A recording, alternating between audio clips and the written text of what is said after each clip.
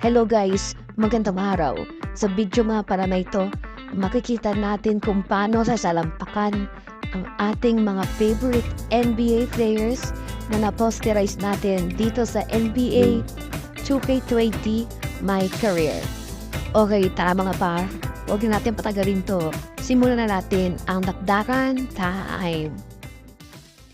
Ang pinakauna mga sa listahan ay si Bradley Beal. Cannot hit.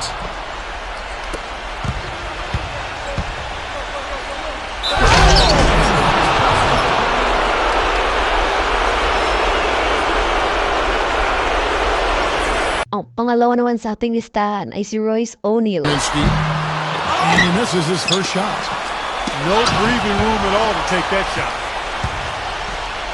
The natural.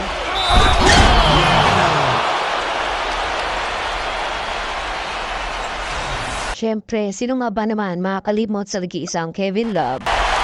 On offense, here are the Jazz. It's a three-point game. Oh, and there's the one-handed jam.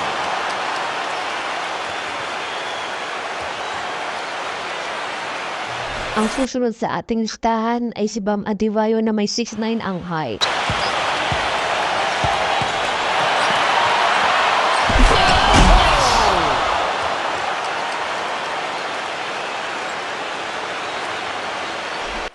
Kasama rin sa listahan ang nag-iisang greatest shooter of all time na si Stephen Curry. Just around a minute and a half. Goodness!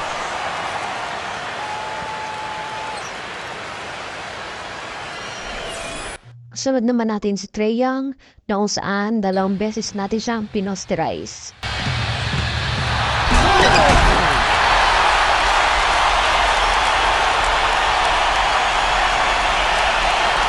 Attack mode. And we're approaching about 3.5 minutes played in the first quarter. The natural. And he explodes to the rack.